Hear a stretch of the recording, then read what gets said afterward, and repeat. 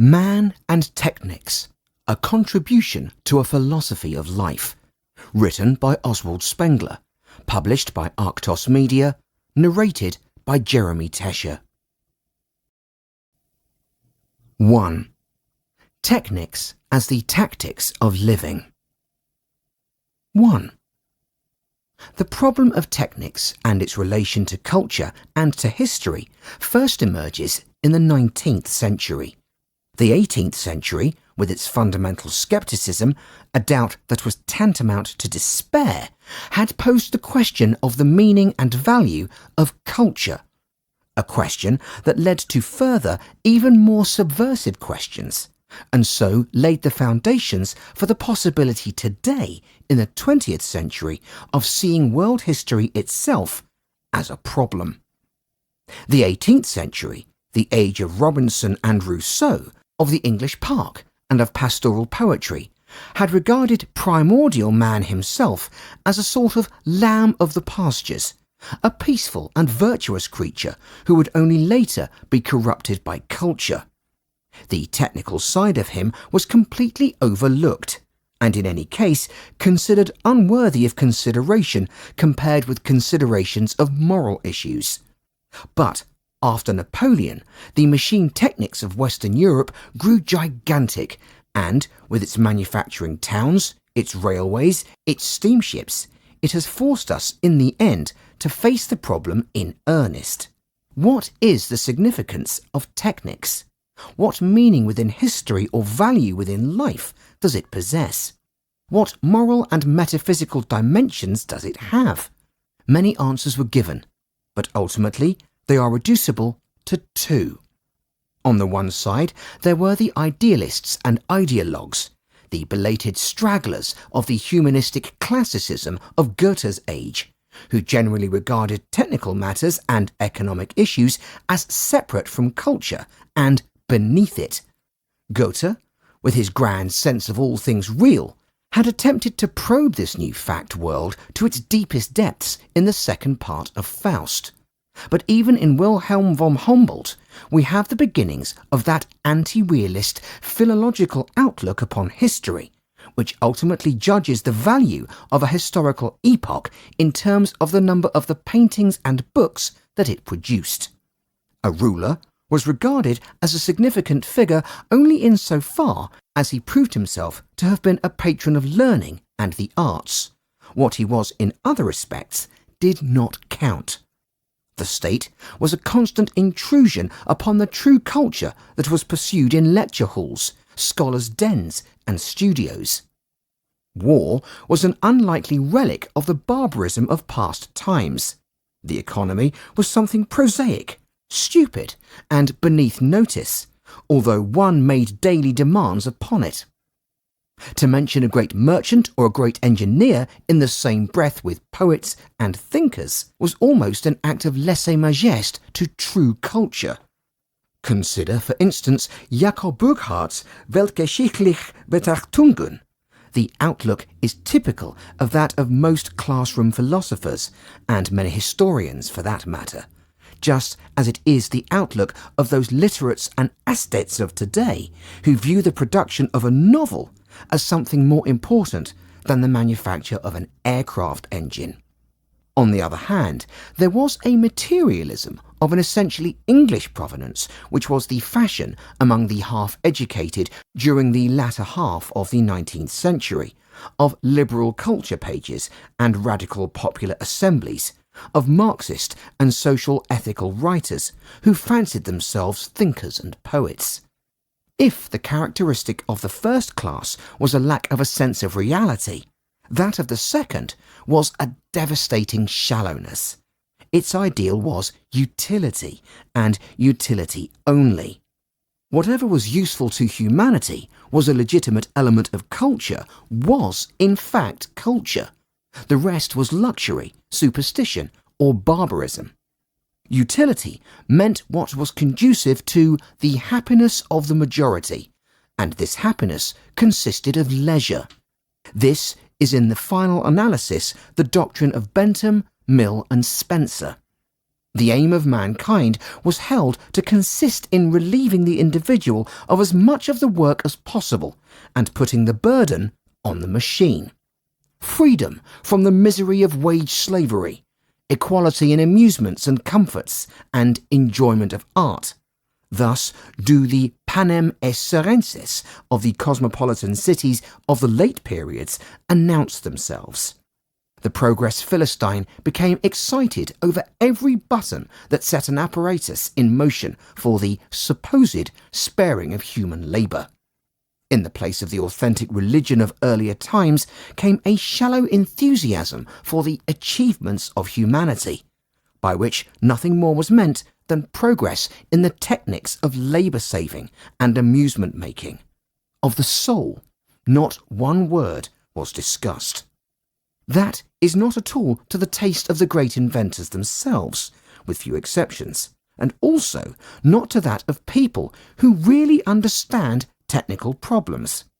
It is that of their spectators who, themselves incapable of inventing or understanding anything, nevertheless sense that there is something interesting going on, and with the complete lack of imagination that is the hallmark of materialism in every civilization, there is formed a vision of the future, in which the ultimate object and the final permanent condition of humanity is an earthly paradise conceived in terms of the technical trends of, say, the 80s of last century. A rather startling negation, by the way, of the very concept of progress, which by definition excludes permanent conditions. Thus, we have books like Strauss' Alt und New Glaube, Bellamy's Looking Backwards, and Babel's Die Frau und der Sozialismus. No more war, no more distinctions between races, peoples, states or religions, no criminals or adventurers, no conflicts arising out of superiorities and differences, no hate or vengeance any more, but eternal comfort throughout the millennia. Even today, when we experience the last phases of this trivial optimism, these idiocies make one shudder, thinking of the appalling boredom, the tedium vitae of the Roman imperial age, that spreads over the soul in the mere reading of such idylls, of which even a partial actualization in real life could only lead to wholesale murder and suicide. Today, both views are obsolete. The 20th century has at last reached the maturity to penetrate the inner meaning of the facts which collectively comprise genuine world history. Interpreting facts and events is no longer a matter of the private tastes of individuals or of the masses, a rationalistic tendency, or of one's own hopes and desires. The place of "it shall be so" and "it ought to be so" is taken by the inexorable "it is so, it will be so." A proud scepticism displaces the sentimentalities of last century. We have learned that history is something that takes no notice whatever of our expectations. The physiognomic tact, as I have called it, the quality which alone enables us to probe the meaning of all events, the insight of Goethe, and of every born connoisseur of men and life and history throughout the ages, reveals the deeper significance of particular phenomena. 2. If we are to understand the essence of technics, we must not start from the technics of the machine age, and still less from the misleading notion that the fashioning of machines and tools is the goal of technics. For, in reality, technics is ancient, and moreover, it is not something historically specific, but something overwhelmingly general. It extends far beyond mankind, back into the life of the animals, indeed of all animals. In contrast to plant life, animals are capable of moving about freely and possess some measure, great or small, of self-will and independence from nature considered as a whole. Accordingly, in possessing these, it is obliged to maintain itself against nature and to give its own being some sort of a significance, some sort of identity, and some sort of a superiority. Thus, the significance of technics may only be seen in terms of the soul. For the free-moving life of the animal is struggle, and nothing but struggle, and it is the tactics of its living, its superiority or inferiority in face of the other, whether that other be animate or inanimate nature, which decides the history of this life, which settles whether its fate is to suffer the history of others or to be itself their history. Technics is the tactics of all life. It is the inner form of the process utilized in that struggle, which is identical with life itself. This is the second error that has to be avoided here. Technics is not to be understood in terms of tools. What matters is not how one fashions things, but the process of using them. Not the weapon, but the battle. Modern warfare, in which the decisive element is tactics, that is, the technique of running the war, the techniques of inventing, producing, and handling the weapons being only items in the process as a whole, points to a general truth. There are innumerable techniques in which no tools are used at all. That of a lion outwitting a gazelle, for instance, or that of diplomacy. Or again, the techniques of administration, which consists in keeping the state in a proper form for the struggles of political history. There are processes of gas and chemical warfare. Every struggle to overcome a problem has its own logical technique. There is a technique of the painter's brushstrokes, of horsemanship, of navigating an airship. Always it is a matter of purposive activity, never of things. And it is just this that is so often overlooked in the study of prehistory, in which far too much attention is paid to things in museums, and far too little to the innumerable processes that must have been in existence, even though they may have vanished without leaving a trace. Every machine serves some one process and owes its existence to thought about this process. All our means of transport have developed out of the ideas of driving and rowing, sailing and flying, and not out of any concept such as that of a wagon or of a boat. Methods themselves are weapons, and consequently technics is in no wise a part of economics, any more than economics, or for that matter war or politics, can claim to be a self-contained part of life. They are all just sides of one active, fighting and charged life. Nevertheless, a path does lead from the primeval warring of extinct beasts to the processes of modern inventors and engineers, and likewise there is a path from the trick, oldest of all weapons, to the design of the machines which today we make war on nature by outmanoeuvring her. One calls this progress. This was the great catchword of last century. Men saw history before them like a street on which, bravely and ever forward, marched mankind, essentially meaning by that term the white races, or more exactly, the inhabitants of their great cities, or more exactly still, the educated amongst them. But whither, for how long, and what then? It was a little ridiculous, this march into the endless future towards a goal which men did not seriously conceive or dare to visualize clearly. For by definition, a goal is an end.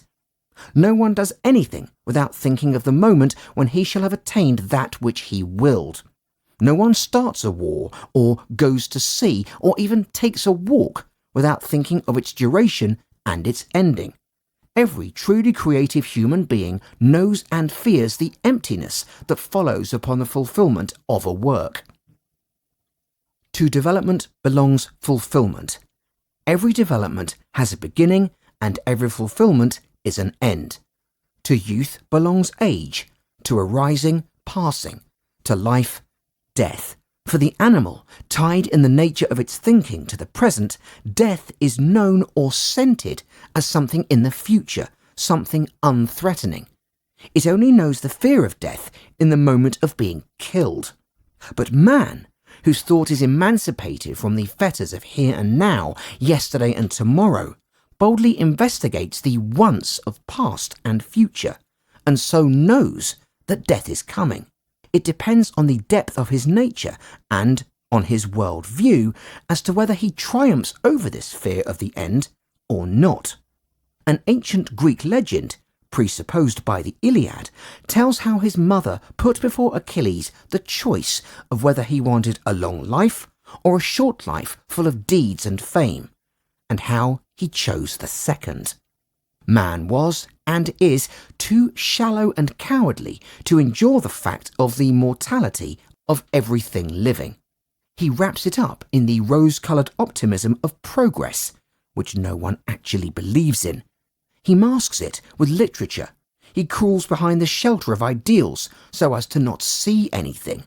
But impermanence, birth and passing is the form of all that is actual, from the stars, whose destiny is for us incalculable, right down to the fleeting concourses on this planet.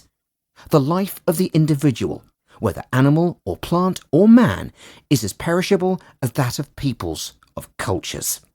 Every creation succumbs to decay, every thought, every discovery, every deed to oblivion. All around us we sense traces of lost courses of history that ended in some great doom. All around us the ruins of the past works of dead cultures lie before our eyes. The hubris of Prometheus, who thrust his hand into the heavens in order to cast down the divine powers to mankind, brings with it its own fall. What then is our prating about everlasting achievements of mankind supposed to mean? World history appears very differently from that which even our own age allows itself to dream. The history of man is brief in comparison with that of the plant and animal worlds on this planet, to say nothing of the lifespans of the celestial realms. It is a steep ascent and fall, covering a few millennia, a period negligible in the history of the earth, but, for us who are born with it, full of tragic grandeur and force. And we, human beings of the 20th century, go downhill seeing. Our regard for history, our faculty of writing history, is a revealing sign that our path lies downward. Only at the peaks of the high cultures, just as they are passing over into civilizations, does this gift of penetrating recognition come to them for a moment. In and of itself, the destiny of this small planet that pursues its course somewhere in infinite space for a short time among the swarms of the eternal stars is of no importance. Still less important is what moves us for a couple of instants upon its surface. But each and every one of us, in and of ourselves of no importance, is for an unspeakably brief moment, a lifetime, cast into that whirling universe. And so for us, this world in little, this world history, is of utmost importance. And what is more, the destiny of each of these individuals consists in his being, by birth, not merely brought into this world history, but brought into it in a particular century, a particular country, a particular people, a particular religion, a particular class. It is not within our power to choose whether we would like to be sons of Egyptian peasants of 3000 PC, or of a Persian king, or of a present-day tramp. This destiny is something to which we have to adapt ourselves. It condemns us to certain situations, views, and actions. There are no men in themselves, such as the philosophers prattle about, but only men of a time, of a locality, of a race, of a personality type, who contend in battle with a given world and win through or fail, while the universe around them moves slowly on with a godlike unconcern. This battle is life, and life in the true Nietzschean sense of a cruel, pitiless, relentless battle deriving from the will to power. 2. Herbivores and beasts of prey. 3. Man is a beast of prey. Acute thinkers like Montaigne and Nietzsche have always known this. The life wisdom in the old fairy tales and proverbs of all peasant and nomad folk, the smiling penetration characteristic of the great connoisseur of men, whether statesman or general, merchant or judge, at the apex of a rich life, the despair of the world improver who has failed, the invective of the angered priest, none of these even come close to wanting to deny or conceal this fact. Only the grave solemnity of idealist philosophers and other theologians has lacked the courage to be open about what their hearts knew perfectly well. Ideals are cowardice. Yet, even from the works of these, one could assemble a pretty collection of opinions that they have from time to time let slip concerning the beast in man. Today, we must definitely settle accounts with this view. Skepticism, the last remaining philosophical attitude that is possible for, indeed that is worthy of, this age, allows no such evasion of issues. Yet, for this very reason, neither would I leave unchallenged other views that have been developed out of the natural science of last century. Our anatomical treatment and classification of the animal world is, as is to be expected from its origin, dominated entirely by the materialist outlook. Granted that the picture of the body, as it presents itself to the human, and only to the human eye, and a fortiori that of the body as dissected and chemically treated and experimentally maltreated, eventuates in a system, the system founded by Linnaeus and deepened in its paleological aspect by the Darwinian school, a system of static and optically appreciable details, yet, after all, there is another, a quite other and unsystematic ordering, according to species of life, which is revealed only through unsophisticated living with it, through the inwardly felt relationship of ego and two, which is known to every peasant, but also to every true artist and poet. I love to meditate upon the physiognomic of the kinds of animal living, the kinds of animal soul, leaving the systematic of bodily structure to the zoologists. For thereupon a wholly different hierarchy, one of life and not of body, discloses itself. A plant lives, although only in the restricted sense a living being. Actually, there is life in it or about it. It breathes, it feeds, it multiplies, we say, but in reality, it is merely the theatre of processes that form one unity along with the processes of the natural environment, such as day and night, sunshine and soil fermentation, so that the plant itself cannot will or choose. Everything takes place with it and in it. It selects neither its position nor its nourishment, nor the other plants with which it produces its offspring. It does not move itself, but is moved by wind and warmth and light. Above this grade of life now rises the freely mobile life of the animals. But of this there are two stages. There is one kind, represented in every anatomical genus from unicellular animals to aquatic birds and ungulates, whose living depends for its maintenance upon the immobile plant world, for plants cannot flee or defend themselves. But above this there is a second kind, which lives on other animals, and whose living consists of killing. Here the prey is itself mobile and highly so, and moreover it is combative and well equipped with dodges of all sorts. This second kind is also found in all the genera of the system. Every drop of water is a battlefield, and we, who have the land battle so constantly before our eyes that is taken for granted or even forgotten, shudder to see how the fantastic forms of the deep sea carry on the life of killing and being killed. The animal of prey is the highest form of mobile life.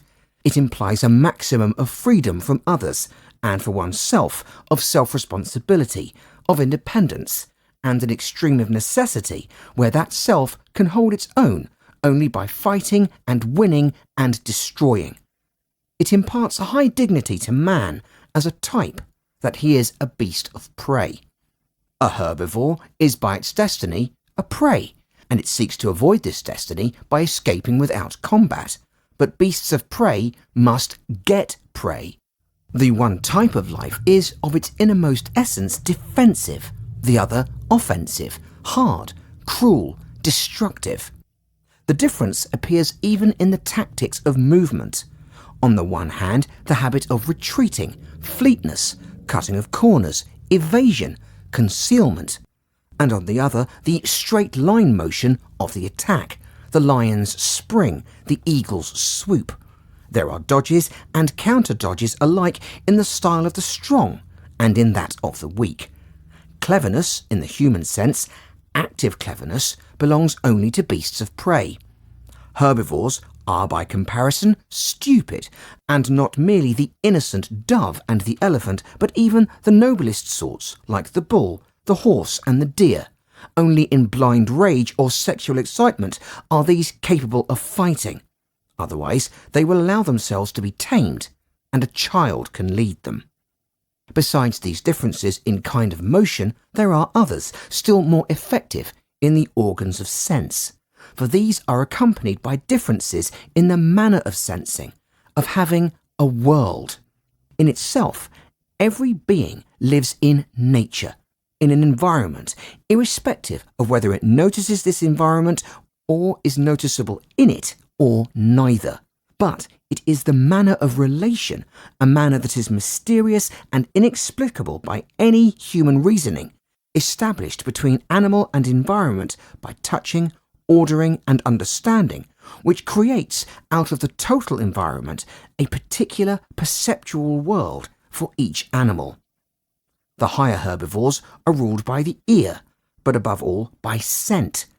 The higher carnivores, on the other hand, rule with the eye. Scent is the characteristically defensive sense.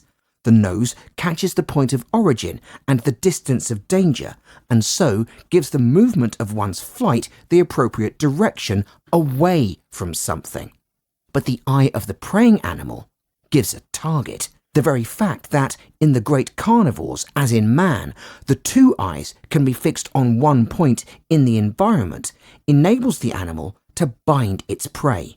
In that hostile glare, there is already implicit for the victim the doom that it cannot escape, the pounce that is instantly to follow.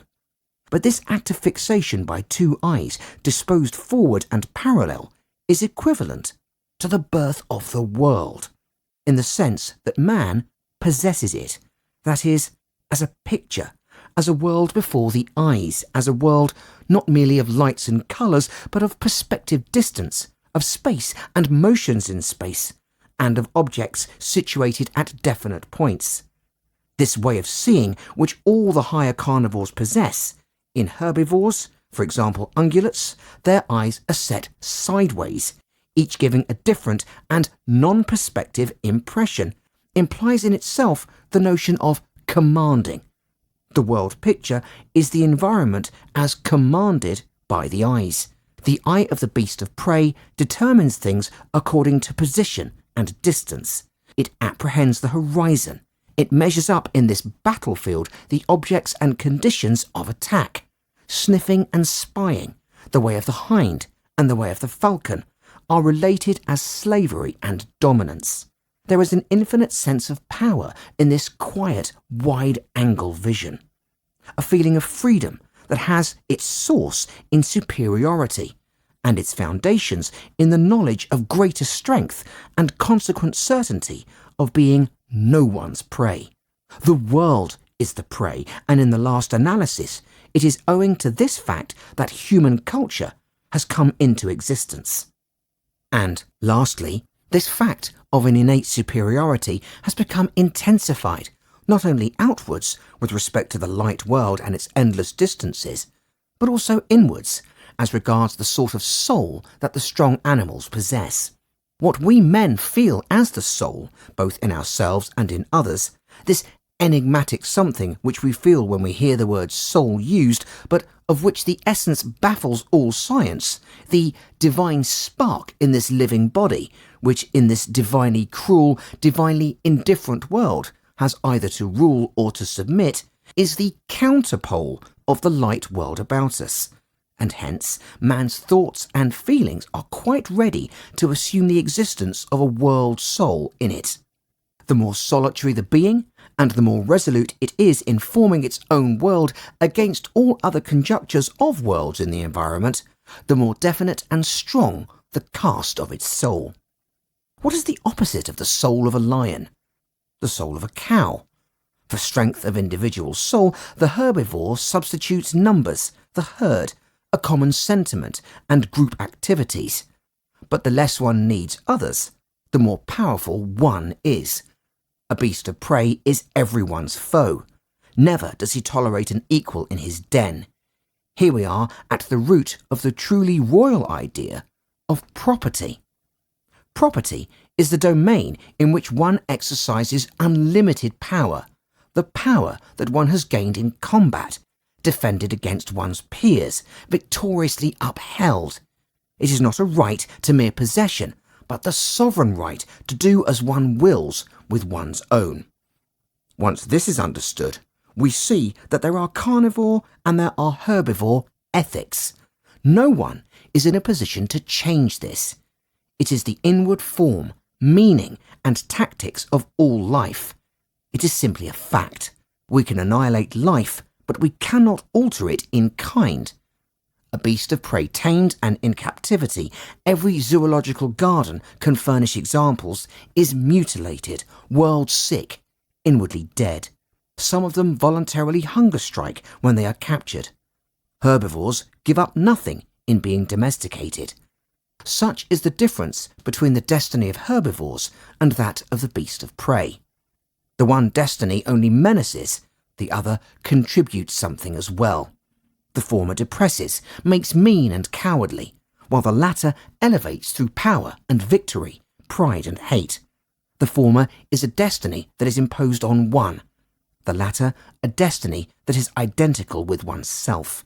And the fight of nature within against nature without is thus seen to be not misery, as Schopenhauer and as Darwin's struggle for life regard it, but a grand meaning that ennobles life, the amor fati of Nietzsche. And it is to this kind that man belongs. 4. Man is no simpleton, naturally good and stupid, and not a semi-ape with technical tendencies, as Haeckel describes him, and Gabriel Max portrays him. Over these caricatures, there still falls the plebeian shadow of Rousseau. No, the tactics of his living are those of a splendid beast of prey, brave, crafty, and cruel. He lives by attacking and killing and destroying. He wills, and has willed ever since he existed, to be master. Does this mean, however, that Technics is actually older than man? Certainly not. There is a vast difference between man and all other animals. The technique of the latter is a generic technique. It is neither inventive nor capable of development.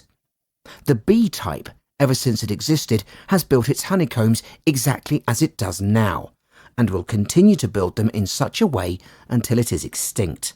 They belong to it as the form of its wing and the colouring of its body belong to it. Distinctions between bodily structure and way of life are only anatomists' distinctions. If we start from the inner form of the life instead of that of the body, tactics of living and the organisation of the body appear as one and the same, both being expressions of one organic actuality. Genus is a form, not of the visible and static, but of mobility. A form, not of so being, but of so doing. Bodily form is the form of the active body. Bees, termites and beavers all build wonderful structures. Ants know agriculture, the construction of roads, slavery, and the management of war. Nursing, fortification, and organised migration are found widely spread. All that man can do one or another sort of animal has achieved. Free-moving life in general contains tendencies that exist dormant as potentialities. Man achieves nothing that is not achievable by life as a whole. And yet, all this has at bottom nothing whatever to do with human technics. This generic technique is unalterable. That is what the word instinct means. Animal thought, being strictly connected with the immediate here and now, and knowing neither past nor future, knows also neither experience nor anxiety. It is not true that the female animal cares for her young. Care is a feeling that presupposes mental vision into the future, concern for what is to be, just as regret presupposes knowledge of what was. An animal can neither hate nor despair. Its nursing activity is, like everything else mentioned above, a dark, unconscious response to impulse, such as is found in many types of life. It is a property of the species and not of the individual. Generic technique is not merely unalterable, but also impersonal. The unique fact about human techniques, on the contrary, is that it is independent of the life of the human genus. It is the one instance in all the history of life in which the individual frees himself from the compulsion of the genus. One has to meditate long upon this thought if one is to grasp its immense implications. Technics in man's life is conscious, arbitrary, alterable, personal, inventive. It is learned and improved. Man has become the creator of his tactics of living. That is his grandeur and his doom. And the inner form of this creativeness we call culture. To be cultured, to cultivate, to suffer from culture. A man's creations are the expression of this being in personal form. 3. The origin of man, hand and tool. 5. Since when has this type of inventive carnivore existed? Or, since this amounts to the same thing, since when have there been men? What is man, and how did he come to be man? The answer is through the development of the hand.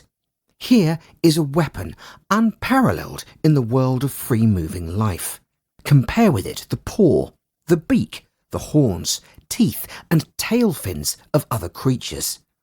To begin with, the sense of touch is concentrated in it to such a degree that it can almost be called the organ of touch, in the sense that the eye is the organ of vision and the ear of hearing. It distinguishes not only hot and cold, solid and liquid, hard and soft, but above all, weight, form and position of resistances, and so on. In short, things in space. But over and above this function, the activity of living is gathered into it so completely that the whole bearing and law of the body has simultaneously taken shape in accordance with it. There is nothing in the whole world that can be compared to this member, equally capable of touch and action. To the eye of the beast of prey, which commands the world theoretically, is added the hand of man, which commands it practically. Its origin must have been sudden. In terms of the tempo of cosmic currents, it must have happened. Like everything else that is decisive in world history, epoch-making in the highest sense, as abruptly as a flash of lightning or an earthquake. Here again, we have to emancipate ourselves from the 19th century idea, based on Lyell's geological researches, of an evolutionary process. Such a slow, phlegmatic alteration is truly appropriate to the English nature, but it does not represent nature. To support the theory, since measurable periods of time give evidence of no such process, one makes conjectures about periods of millions of years.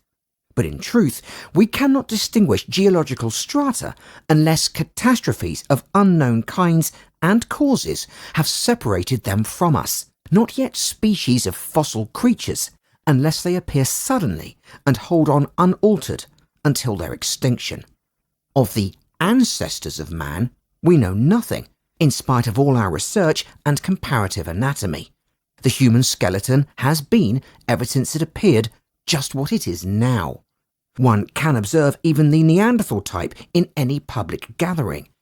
It is impossible, therefore, that hand, upright gait, the position of the head, and so forth, should have developed successively and independently. The whole thing is suddenly there in its entirety. World history strides on from catastrophe to catastrophe, whether we can comprehend and prove the fact or not. Nowadays, since De Vries, we call it mutation. It is an inner change that suddenly seized all specimens of genus, of course, without rhyme or reason, like everything else in actuality. It is the mysterious rhythm of the real. Further, not only must man's hand, gait, and posture have come into existence together, but, and this is a point that no one hitherto has observed, hand and tool also. The unarmed hand is in itself useless. It requires a weapon to become a weapon itself. As the implements took form from the shape of the hand, so also the hand from the shape of the tool. It is meaningless to attempt to divide the two chronologically. It is impossible that the formed hand was active even for a short time without the implement. The earliest remains of man and of his tools are equally old. What has divided, however, not chronologically but logically, is the technical process, so that the making and the using of the tool are different things. As there is a technique for making violins and another for playing violins, so there is a technique of shipbuilding and another of sailing, and of the bowyer's craft and the archer's skill. No other preying animal even selects its weapon, but man not only selects it, but makes it, and according to his own individual ideas. And with this, he obtains a terrific superiority in the struggle with his own kind, with other beasts, and with nature. This is what constitutes his liberation from the compulsion of the genus, a phenomenon unique in the history of all life on this planet. With this, man comes into being. He has made his active life to a large extent free of the conditions of his body. The genus instinct still perseveres in full strength, but the individual's thoughts and thoughtful activities have detached themselves from its bonds. This freedom consists in freedom of choice. Everyone makes his own weapon according to his own skill and his own reasoning. The many discoveries of failed and discarded pieces still testify to the effort of this initial thinking, doing. If, nevertheless, these pieces are so similar that one can, though with doubtful justification, distinguish cultures such as the Apulian and the Solutrean, and even postulate parallels from the same time period across all the 5 continents from this, although this is certainly without justification. The explanation lies in the fact that this liberation from the compulsion of the genus only emanated at first as a grand possibility and fell far short of any actualized individualism. No one likes to pose as a freak, nor, on the other hand, merely to imitate another. In fact, everyone thinks and works for himself. But the life of the genus is so powerful that in spite of this, the product is everywhere similar, as it is at bottom, even today. Therefore, besides the thought of the eye, the comprehending and keen glance of the great beasts of prey, we have now the thought of the hand.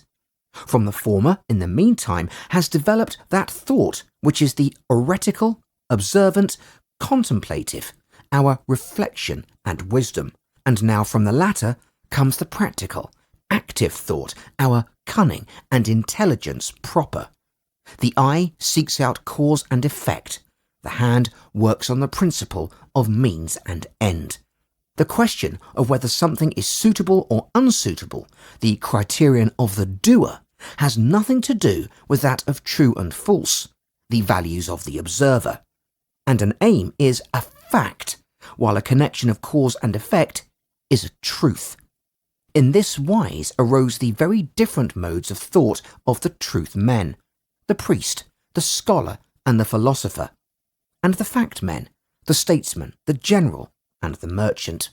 Ever since then, even today, the commanding, directing, clenching hand is the expression of a will, so much so that we actually have a graphology and a palmistry, not to mention figures of speech such as the heavy hand of the conqueror, the dexterity of the financier, and the hand revealed in the work of a criminal or an artist. With his hand, his weapon, and his personal thinking, man became creative.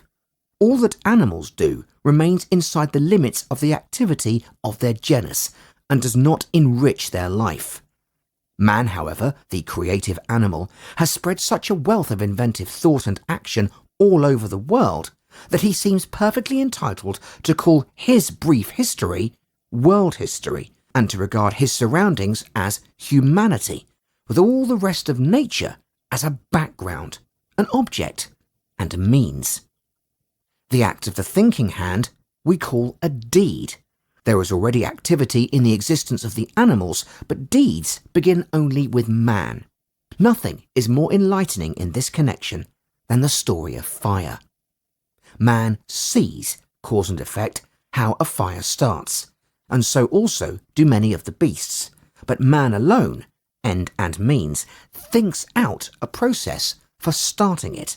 No other act so impresses us with the sense of creation as this one. It is the deed of Prometheus, one of the most uncanny, violent, enigmatic phenomena of nature. Lightning, forest fire, volcano is henceforth called into life by man himself against nature.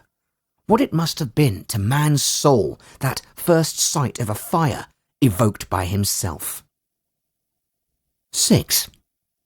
Under the tremendous impression of this free and conscious individual act, which thus emerges from the uniformity of the impulsive and collective activity of the genus, the genuine human soul now develops into a very solitary being, even as compared with those of the other beasts of prey, with the proud and pensive look of one knowing his own destiny, with an unrestrained sense of power in the fist, habituated to deeds, a foe to everyone, killing, hating, resolved to conquer or die. This soul is profounder and more passionate than that of any animal whatsoever. It stands in irreconcilable opposition to the whole world, from which its own creativeness has separated it. It is the soul of a rebel. Earliest man settled alone like a bird of prey. If several families drew together into a pack, it was a pack of the loosest sort. And yet there was no thought of tribes, let alone peoples. The pack is a chance assembly of a few males, who for once do not fight one another, along with their women and the children of their women, without communal feeling and wholly free. They are not a we, like the mere herd of specimens of a genus. The soul of these strong loners is warlike through and through, mistrustful and jealous of its own power and booty. It knows the pathos not only of the I, but also of the mine. It knows the intoxication of feeling when the knife pierces the hostile body, and the smell of blood and the sense of amazement strike together upon the exultant soul. Every real man, even in the cities of late periods in the cultures, feels in himself the sleeping fires of this primitive soul from time to time. There is nothing here of the pitiful estimation of things as useful or labour-saving, and less still of the toothless feeling of sympathy, reconciliation, and yearning for quiet. But instead of these, what was felt was the full pride of knowing oneself feared, admired, and hated for one's fortune and strength, and the urge to vengeance upon all, whether living beings or things, that constitute, if only by their mere existence, a threat to this pride. This soul strides forward in an ever-increasing alienation from all nature. The weapons of the beasts of prey are natural, but the armed fist of man, with its artificially made, thought out and selected weapon, is not. Here begins art as a counter-concept to nature. Every technical process of man is an art and is always so described. So, for instance, the arts of archery and horsemanship, the art of war, the arts of building and government, of sacrificing and prophesying, of painting and versification, of scientific experiment. Every work of man is artificial and unnatural, from the lighting of a fire to the achievements that are specifically designated as artistic in the high cultures. The privilege of creation has been wrested from nature. Free will itself is an act of rebellion and nothing less. Creative man has stepped outside the bounds of nature, and with every fresh creation, he departs further and further from her, becoming more and more her enemy. That is his world history, the history of a steadily increasing fateful rift between man's world and the universe, the history of a rebel that grows up to raise his hand against his mother. This is the beginning of man's tragedy, for nature is the stronger of the two. Man remains dependent on her, for in spite of everything, she embraces him, like all else, within herself. All the great cultures are just so many defeats. Whole races remain, inwardly destroyed and broken, fallen into barrenness and spiritual decay, as corpses on the field. The fight against nature is hopeless, and yet it will be fought out to the bitter end. 4. The second stage, speech and enterprise. 7. How long the age of the armed hand lasted, that is, since when has man been man, we do not know. In any case, the number of years does not matter, although today we still set it far too high. It is not a matter of millions of years, nor even of several hundreds of thousands. Nevertheless, a considerable number of millennia must have flowed away. But now comes a second epoch-making change, as abrupt and immense as the first, and, like it, transforming man's destiny from the foundations. Once more, a true mutation in the sense indicated above. Prehistoric archaeology observed this long ago, and in fact, the things that lie in our museums do suddenly begin to look different. Clay vessels appear, and traces of agriculture and cattle breeding, though this is a rash use of terms that connotes something much more modern. Hut building and graves, as well as indications of travel. A new world of technical ideas and processes sets in. The museum standpoint, which is far too superficial and obsessed with the mere ordering of finds, has differentiated older and newer Stone Ages, the Paleolithic and Neolithic. This 19th century classification has long been regarded with uncomfortable doubts, and in the last few decades, attempts have been made to replace it with something else. But scholars are still sticking to the idea of classifying objects, as terms like Mesolithic, Neolithic and Mixolithic indicate, and hence they are getting no further. What changed was not equipment, but man. Once more, it is only from his soul that man's history can be discovered. The date of this mutation can be fixed with fair accuracy as being somewhere in the 5th millennium before Christ. 2,000 years later, at most, the high cultures are beginning in Egypt and Mesopotamia. Truly, the tempo of history is working up tragically. Hitherto, thousands of years have scarcely mattered at all, but now every century becomes important. With tearing leaps, the rolling stone is approaching the abyss. But what in fact has happened? If one goes more deeply into this new world of forms in man's activities, one soon perceives the most bizarre and complicated interconnections. These techniques, one and all, presuppose one another's existence. The keeping of tame animals demands the cultivation of forage stuffs. The sowing and reaping of plants for food requires draft animals and beasts of burden to be available. And these, again, the construction of pens. Every sort of building requires the preparation and transport of materials, and transport again requires roads, pack animals and boats. What in all this is the spiritual transformation? The answer I put forward is this: collective doing by plan. Hitherto, each man had lived his own life, made his own weapons, and followed his own tactics in the daily struggle. None needed another. This is what suddenly changes now. The new processes take up long periods of time, in some cases years. Consider, for instance, the time that elapses between the felling of a tree and the sailing of the ship that is built out of it. The story divides itself into a set of well-arranged separate acts and a set of plots working out in parallel with one another. And for this collective procedure, the indispensable prerequisite is a medium: language. Speaking in sentences and words, therefore, cannot have begun either earlier or later, but must have come just then, quickly, like everything decisive, and moreover, in close connection with man's new methods. This can be proved. What is speaking? Indubitably, it is a process having for its object the imparting of information, an activity that is practiced continuously by a number of human beings amongst themselves. Speech or language is only an abstraction from this, the inner grammatical form of speaking, and therewith of words.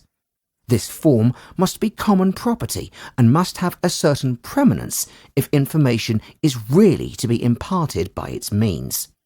I have elsewhere shown that speaking in sentences is preceded by simpler forms of communication, such as signs for the eye, signals, gestures, and warning and threatening calls. All these continue in use even today as auxiliaries to speaking, as melodious speech, emphasis in the play of one's features and hands, and in written speech, punctuation. Nevertheless, fluent speaking is, by reason of its content, something quite new. Ever since Haman and Herder, men have asked themselves the question of its origin. But if all answers so far have been more or less unsatisfactory, it is because the intention of the question has been wrong. For the origin of speaking in words is not to be found in the activity of speaking itself. That was the error of the Romantics, who, divorced from reality as always, deduced speech from the primary poetry of mankind. Moreover, they thought that speech was itself this poetry, myth, lyric and prayer rolled into one, and that prose was merely something that came later and was degraded for common everyday use. But had this been so, the inner form of the speaking, the grammar, and the logical build of the sentence would have been totally different. In reality, it is precisely the very primitive languages, such as those of the Bantu and Turkoman tribes, that show most emphatically the tendency to mark differences clearly, sharply, and unmistakably. This, in turn, brings us to the fundamental error of those sworn foes of Romanticism, the rationalists, who are forever chasing the idea that what the sentence expresses is a judgment or a thought.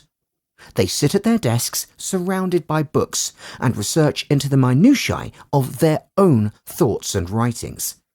Consequently, the thought appears to them as the object of the speaking, and, since usually they sit alone, they forget that beyond the speaking there is a hearing, beyond a question and answer, beyond an ego, a tu. They say speech, but what they mean is the oration, the lecture, the discourse. Their view of the origin of speech is therefore false, for they look upon it as monologue. The correct way of putting the question is not how, but when did speaking in words come into existence? And once the question takes this form, all very soon becomes clear. The object of speaking in sentences, usually misunderstood or ignored, is settled by the period in which it became customary to speak thus, that is, fluently, and displayed quite clearly in the form of sentence building. Speaking did not arise by way of monologue, nor sentences by way of oratory. The source is in the conversation of several persons. The object is not one of understanding as a consequence of reflection, but one of reciprocal understanding as a consequence of question and answer. What then are the basic forms of speech? Not the judgment and declaration, but the command, the expression of obedience, the enunciation, the question, the affirmation or negation. These are sentences, originally quite brief, which are invariably addressed to others, such as, "Do this," "Ready?" "Yes," and "Go ahead." Words as designations of notions are only products of the object of the sentence, and hence it is that the vocabulary of a hunting tribe is from the outset different from that of a village of cowherds or a seafaring coastal population. Originally, speaking was a difficult activity, and it may be assumed that it was limited to bare essentials. Even today, the peasant is slow of speech as compared with the townsman, who is so accustomed to speaking that he cannot hold his tongue and must, from mere boredom, chatter and make conversation as soon as he has nothing else to do, whether he really has anything to say or not. The original object of speech is the carrying out of an act in accordance with intention, time, place, and means. Clear and unequivocal construction is therefore the first essential component, and the difficulty of both conveying one's meaning to and imposing one's will on another produce the technique of grammar, sentences, and constructions, as well as the correct modes of ordering, questioning and answering, and the building up of classes of words, on the basis of practical and not theoretical intentions and purposes. The part played by theoretical reflectiveness in the beginnings of speaking in sentences was practically nil. All speech was of a practical nature and proceeded from the thought of the hand. 8. A collective doing by plan may be more briefly called an enterprise. Speech and enterprise stand in precisely the same relation to each other as the older pair, hand and implement. Speaking to several people developed its inner grammatical form in the practice of carrying out jobs, and vice versa, the habit of doing jobs got its schooling from the methods of a thinking that had to work with words, for speaking consists in imparting something to another's thought. If speaking is an act, it is an intellectual act with sensorial means. Very soon, it no longer needed the original immediate connection with physical doing. The epoch-making innovation of the 5th millennium BC was, in fact, that thereafter the thinking, the intellect and the reason, specifically that which, call it by what name you please, had been emancipated by speech from dependence upon the hand, proceeded to set itself up against soul and life as a power in itself.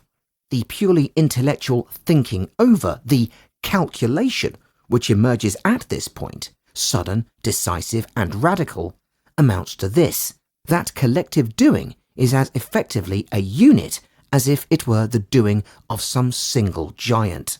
Or, as Mephistopheles ironically says to Faust, "Suppose I buy myself 6 steeds. I buy their strength, while I recline. I dash along at whirlwind speeds, for their 24 legs are mine." Man, the carnivore, insists consciously on increasing his superiority far beyond the limits of his bodily powers. To this will to greater power of his, he even sacrifices an important element of his own life. The thought of, and the calculation for, greater effectiveness comes first, and, for the sake of it, he is quite willing to give up a little of his personal freedom. Inwardly, indeed, he remains independent, but history does not permit one step to be taken back. Time, and therefore life, are irreversible.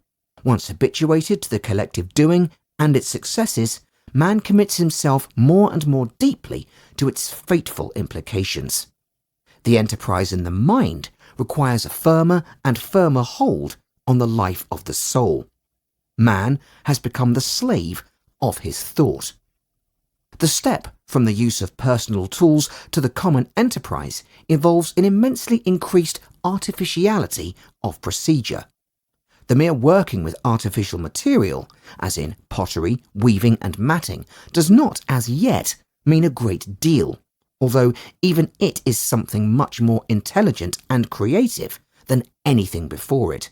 But traces have come down to us of some few processes standing far above the many of more ordinary kinds of which today we can know nothing, which presuppose very great powers of thought indeed. Above all, those which grew out of the idea of building. Long before there were any knowledge of metals, there were flint mines in Belgium, England, Austria, Sicily and Portugal, complete with shafts and galleries, ventilation and drainage, and tools fashioned of deer's horn, which certainly go back to these times. In the early Neolithic period, Portugal and northwestern Spain had close relations with Brittany, bypassing southern France, and Brittany in turn with Ireland, which presupposes regular navigation, and therefore the building of seaworthy ships of some sort, though we know nothing about these. There are megaliths in Spain built of hewn stones of vast size, with capstones weighing more than 100 tons, which must have been brought from great distances and placed in position somehow, though again we know nothing of the technique employed. In truth, have we any clear notion of how much thought, consultation, superintendence and ordering was required over months and years on end for the quarrying and transport of this material, for the assignment of tasks in time and in space, and the planning, undertaking and execution of such work? How much prolonged forethought is required for such transportation across the open sea in comparison with the production of a flint knife? Even the composite bow, which appears in Spanish rock pictures of the period, demands sinews, horn, and special woods for its construction, all from different sources, as well as a complicated process of manufacture that took 5 to 7 years, and the discovery, as we so naively call it, of the wagon. How much thinking, ordering and doing it presupposes, ranging from the determination of the purpose and kind of movement required, the choice and preparation of the road, a point usually ignored, and the provision of breaking in of draft animals, to consideration of the bulk, weight and lashing of the load, and the management and housing of the convoy. Another and quite different world of creation arises out of the thought of procreation, namely the breeding of plants and animals, in which man himself takes the place of nature, the creatrix, imitates her, modifies her, improves on her, and overrides her. From the time when he began cultivating instead of gathering plants, there is no doubt that he consciously modified them for his own ends. At any rate, the specimens discovered belong to species that have never been found in a wild state, and even in the oldest finds of animal bones that indicate cattle keeping of any sort, we perceive already the consequences of domestication, which partly, if not wholly, must have been intentional and brought about by deliberate breeding. The prey idea of the carnivore at once widens and includes not only the slain victims of the hunt, but also the free cattle that graze freely within or even without a man-made hedge. They belong to someone, a clan, a hunting group, and the owner will fight to maintain his right of exploitation. The capture of animals for breeding purposes, which presupposes the cultivation of foodstuffs for them, is only one of many modes of possession then practiced. I have already shown that the birth of the armed hand had as its result a logical separation of two techniques, namely that of making and that of using the weapon. Similarly, the verbally managed enterprise now leads to the separation of the activities of thought from those of the hand. In every enterprise, planning out and carrying out are distinct elements, and from now on, practical thought henceforth takes the leading part. There is director's work and there is executant's work, and this fact has been the basic technical form of all human life ever since. Whether it is a matter of hunting big game or building temples, an enterprise of war or of rural development, the founding of a firm or of a state, a caravan journey or rebellion, or even a crime, always the first prerequisite is an enterprising, inventive head to conceive the idea and direct the execution, to demand and to allot the roles. In a word, someone who is born to be a leader of others who are not so. For in this age of verbally managed enterprises, there are not only two sorts of technics, these, by the way, diverging more and more definitely as the centuries go on, but also two kinds of men, differentiated by the fact of their talent lying in one or in the other direction. As in every process, there is a technique of direction and a technique of execution. So, equally self-evidently, there are men whose nature is to command and men whose nature is to obey, subjects and objects of the political or economic process in question. Such is the complicated mode of human life that has existed since this historical shift, and which has assumed so many forms, and it could only be done away with at the expense of human life itself. Admittedly, this is artificial and contrary to nature, but that is just what culture is.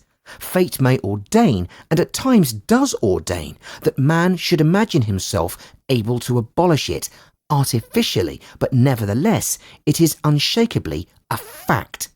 Governing, deciding, guiding, commanding is an art, a difficult technique, and like any other, it presupposes an innate talent. Only children imagine that a king goes to bed with his crown, and only subhumans of the great cities, Marxists and the literati, imagine something similar about the leaders of the economy. Running an enterprise is work, and it is only as the result of that work that the manual labour became possible. Similarly, the discovery, thinking out, calculation and management of new processes is a creative activity of gifted heads, and the executive role falls to the uncreative as a necessary consequence. And here we meet an old friend, now a little out of date, the question of genius and talent. Genius is, literally, creative power, the divine spark in the individual life that in the stream of the generations mysteriously and suddenly appears, is extinguished, and a generation later reappears with equal suddenness. Talent is a gift for particular tasks already there, which can be developed by tradition, teaching, training, and practice to high effectiveness. Talent in its exercise presupposes genius, and not vice versa. Finally, there is a natural distinction of grade between men born to command and men born to service, between the leaders and the led, of life. The existence of this distinction is a plain fact, and in healthy periods and by healthy peoples it is admitted, even if unwillingly, by everyone. In the centuries of decadence, the majority forced themselves to deny or to ignore it, but the very insistence on the formula that all men are equal shows that there is something here that has to be explained away. 9.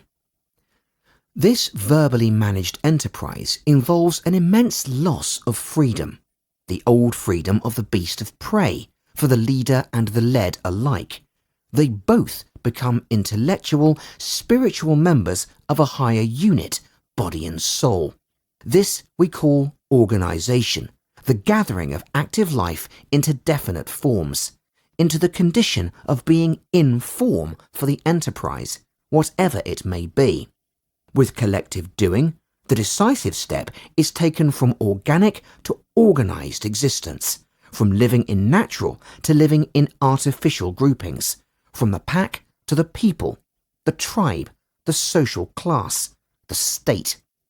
Out of the combats of individual carnivores, there has sprung war as an enterprise of tribe against tribe, with leaders and followers, with organized marches, invasions and battles. Out of the annihilation of the conquered springs the law that is imposed upon the defeated. Human law is ever a law of the stronger to which the weaker must conform, and this law, considered as something enduring between tribes, is peace. Such a peace also prevails within the tribe, so that its forces may be available for external action. The state is the internal order of a people for its external purpose. The state is as form, as possibility, what the history of a people is as actuality. But history, of old as well as today, is the history of war. Politics is only a temporary substitute for war that uses more intellectual weapons, and the menfolk of a community are originally synonymous with its army. The character of the free beast of prey passes over in its essential features from the individual to the organized people, the animal with one soul and many hands.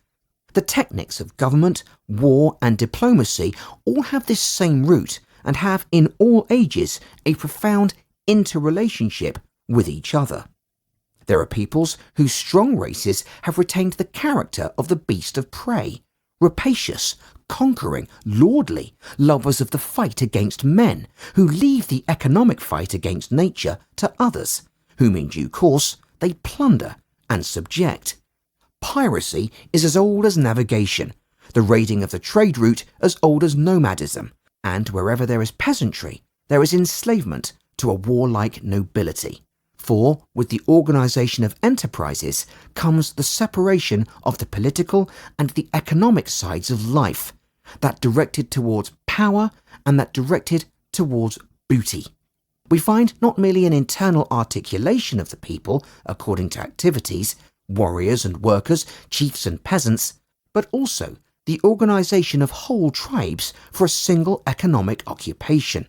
Even then, there must have been hunting, cattle breeding and agricultural tribes, mining, pottery and fishing villages, political organizations of seafarers and traders, and over and above these, a conquering people without economic occupation at all. The harder the battle for power and booty, the closer and stricter the bonding of the individuals by law and force. In the tribes of this primitive sort, the individual life mattered little or nothing. Consider that in every sea voyage, the Icelandic sagas are illuminating here, only a proportion of the ships reached port, that in every great building task, no small part of the workmen perished, that whole tribes starved in time of drought. Clearly, all that mattered was that enough were left to represent the spirit of the whole. The numbers decreased rapidly, but what was felt as annihilation was not the loss of one or even of many, but the extinction of the organization, of the we. In this increasing interdependence lies the quiet and deep revenge of nature upon the being that has wrested the privilege of creation from her. This petty creator against nature, this revolutionary in the world of life, has become the slave of his creature. The culture, the aggregate of artificial, personal, self-made life forms, develops into a barred cage for these souls that would not be restrained. The beast of prey, who made others his domestic animals in order to exploit them, has taken himself captive. The great symbol of this fact is the human house. Another symbol of this is his increasing numbers, in which the individual disappears as unimportant, for it is one of the most fateful consequences of the human spirit of enterprise that the population multiplies.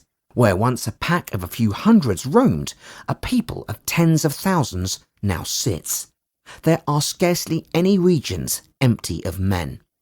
People borders on people, and the mere fact of the frontier, the limit of one's own power, arouses the old instincts to hate, to attack, and to annihilate. The frontier, of whatever kind it may be, even the intellectual frontier, is the mortal foe of the will to power. It is not true that human technics saves labour, for it is an essential characteristic of the personal and modifiable techniques of man, in contrast to the genus techniques of animals, that every discovery contains the possibility and necessity of new discoveries. Every fulfilled wish awakens 1,000 more. Every triumph over nature incites to yet others. The soul of this beast of prey is ever hungry, his will never satisfied. That is the curse that lies upon this kind of life, but also the greatness inherent in its destiny. It is precisely its best specimens that know the least quiet, happiness, or enjoyment, and no discoverer has ever accurately foreseen the practical effects of his act. The more fruitful the leader's work, the greater the need of executive hands. And so, instead of killing the prisoners taken from hostile tribes, men begin to enslave them so as to exploit their bodily strength. This is the origin of slavery, which must be precisely as old as the slavery of domestic animals. In general, these peoples and tribes multiply, so to say, downwards. What grows is not the number of heads, but that of hands. The group of those who are leaders by nature remains small. It is in fact the pack of the true beasts of prey, the pack of the gifted, who dispose, in one way or another, of the increasing herd of the others. But even this lordship of the few is far removed from the ancient freedom. Witness Frederick the Great saying, "I am the first servant of my state." Hence the desperate efforts of the exceptional man to keep himself inwardly free. Here, and only here, begins the individualism that is a reaction against the psychology of the mass. It is the last uprising of the carnivore soul against its captivity behind the bars of culture, the last attempt to shake off the spiritual and intellectual limitations that are produced by and represented by the fact of large numbers.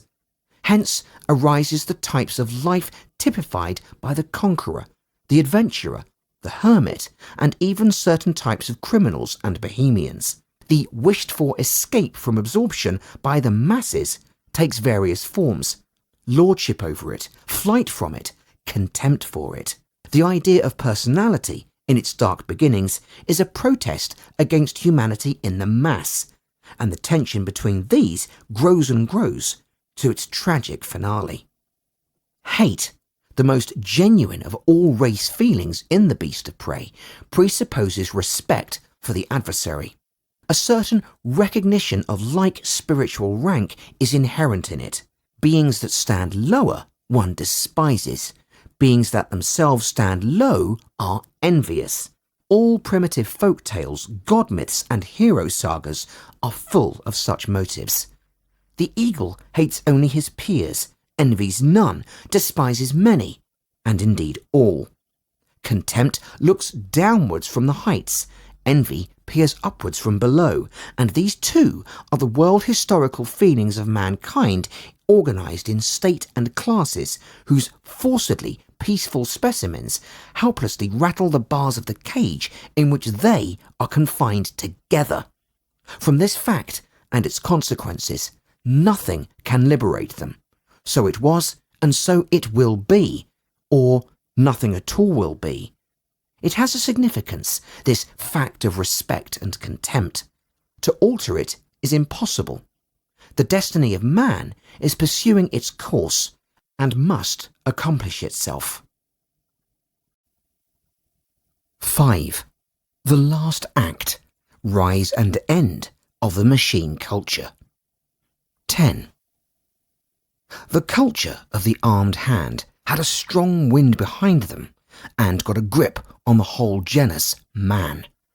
The cultures of speech and enterprise, we are at once in the plural and several can be distinguished, in which personality and mass begin to be in spiritual opposition, in which the spirit becomes avid of power and lays violent hands on life.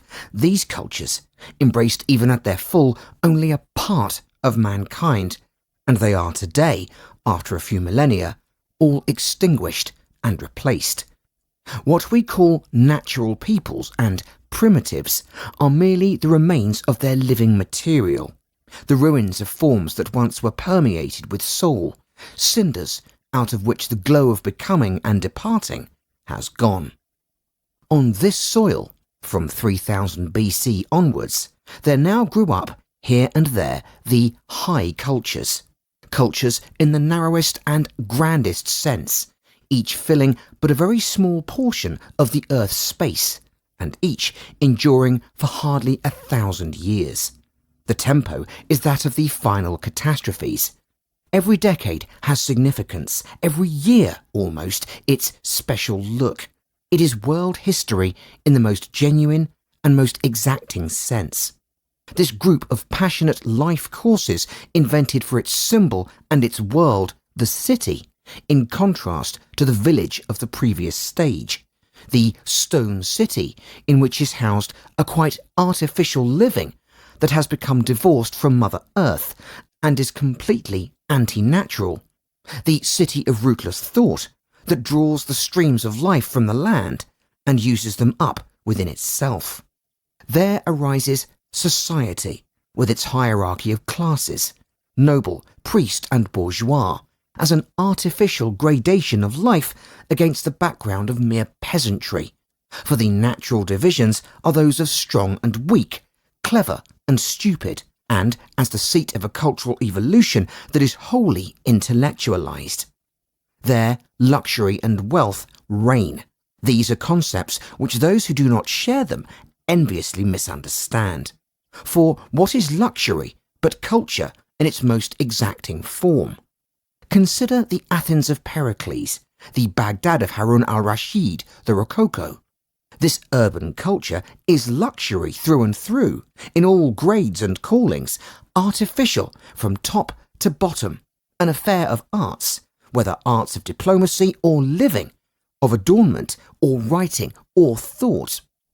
Without an economic wealth that is concentrated in a few hands, there can be no wealth of art, of thought, or of elegance, not to speak of the luxury of possessing a world view and of thinking theoretically instead of practically.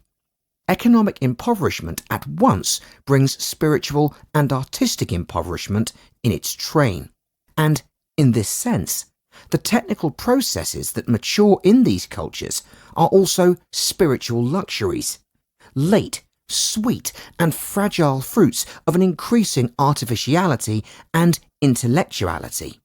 They begin with the building of the tomb pyramids of Egypt and the Sumerian temple towers of Babylonia, which come into being in the 3rd millennium BC, deep in the south, but signify no more than the victory over big masses.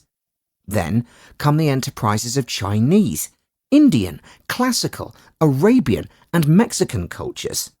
And now, in the 2nd millennium of our era, in the far north, there is our own Faustian culture, which represents the victory of pure technical thought over big problems. For these cultures grow up, though independently of one another, yet in a series of which the sense is from south to north. The Faustian, Western European culture is probably not the last, but certainly it is the most powerful, the most passionate, and, owing to the inward conflict between its comprehensive intellectuality and its profound spiritual disharmony, the most tragic of them all. It is possible that some belated straggler may follow it. For instance, a culture may arise somewhere in the plains between the Vistula and the Amur during the next millennium. But it is here, in our own, that the struggle between nature and the man whose historic destiny has made him pit himself against her is to all intents and purposes ended. The northern countryside, by the severity of the conditions of life in it, the cold, the continuous privation, has forged hard races, with intellects sharpened to the keenest and the cold fires of an unrestrained passion for fighting, risking, thrusting forward, that which elsewhere I have called the pathos of the 3rd dimension. There are, once more, true beasts of prey whose inner forces struggle fruitlessly to break the superiority of thought, of organised artificial living, over the blood, to turn these into their servants, to elevate the destiny of the free personality to being the very meaning of the world. A will to power which laughs at all bounds of time and space, which indeed regards infinity as its specific target, subjects whole continents to itself, eventually embraces the world in the network of its forms of communication and intercourse, and transforms it by the force of its practical energy and the gigantic power of its technical processes. At the very beginning of every high culture, the two primary orders, nobility and priesthood, the beginnings of society, take shape clear of the peasant life of the open land. They are the embodiment of ideas, and moreover, mutually exclusive ideas. The noble, warrior, and adventurer lives in the world of facts. The priest, scholar, and philosopher in his world of truths. The one is, or suffers, a destiny. The other thinks in causality. The former make intellect the servant of a strong living. The latter would subject his living to the service of the intellect. And nowhere has this opposition taken more irreconcilable forms than in the Faustian culture, in which the proud blood of the beast of prey revolts for the last time against the tyranny of pure thought. From the conflict between the ideas of empire and papacy in the 12th and 13th centuries to the conflict between the forces of an aristocratic racial tradition, kingship, nobility, army, and the theories of a plebeian rationalism, liberalism, and socialism. From the French to the German Revolution, again and again, the decision was sought. 11. This difference appears, in all its magnitude, in the contrast between the Vikings of the blood and the Vikings of the mind during the rise of the Faustian culture. The first, thrusting insatiably out of the far north into the infinite, reached Spain in 796, the interior of Russia in 859, and Iceland in 861. In 861 too, Morocco was reached, and thence they ranged to Provence and the environs of Rome itself. In 865, by Kiev, the drive passed on to the Black Sea and Constantinople. In 880 to the Caspian. In 909 to Persia. They settled in Normandy and Iceland about 900, in Greenland about 980, and discovered North America about 1000. In 1029, from Normandy, they are in southern Italy and Sicily. In 1034, from Constantinople, they were in Greece and Asia Minor, and in 1066, from Normandy again, they conquered England. With the same boldness and the same hunger for power and booty, in this case intellectual, northern monks in the 13th and 14th centuries forced their way deep into the world of technical, physical problems. Here there is nothing of the idle and unpractical curiosity of the Chinese, Indian, classical, and Arabian savants. There is no speculative thinking done simply in order to obtain a mere theory or conception of that which man cannot know. True, every scientific theory is a myth of the understanding about nature's forces, and everyone is dependent, through and through, upon the religion to which it belongs. But in the Faustian, and the Faustian alone, every theory is also from the outset a working hypothesis. A working hypothesis need not be correct, it is only required to be practical. It aims not at embracing and unveiling the secrets of the world, but at making them serviceable to definite ends. Hence the advance in mathematical methods, due to the Englishman Grosseteste, born 1175, and Roger Bacon, born around 1210, and the Germans Albertus Magnus, born 1193, and Vitello, born 1220. Hence too experiment, Bacon's Scientia Experimentalis, which is the interrogation of nature under torture with the rack, lever and screw. Experimentum enim solum certificat, as Albertus Magnus puts it. It is the military stratagem of intellectual beasts of prey. They imagined that their desire was to know God, and yet it was the forces of inorganic nature, the invisible energy manifested in all that happens, that they strove to isolate, to seize, and to turn to account. This Faustian science, and it alone, is dynamics, in contrast to the statics of the Greeks and the alchemy of the Arabs. It is concerned not with materials, but with forces. Mass itself is a function of energy. Grosseteste developed a theory of space as a function of light, Petrus Peregrinus, a theory of magnetism.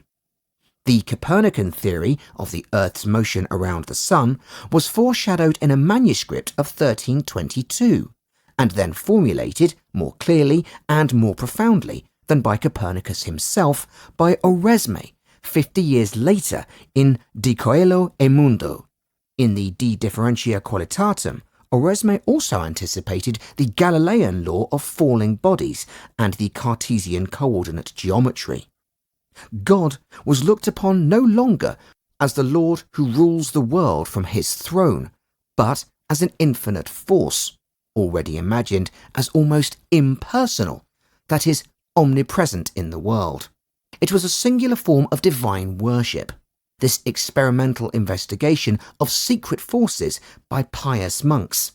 As an old German mystic said, "In thy serving of God, God serves thee." Man evidently was tired of merely having plants and animals and slaves to serve him, and robbing nature's treasures of metal and stone, wood and yam, of managing her water in canals and wells, of overcoming her obstacles with ships and roads, bridges and tunnels and dams.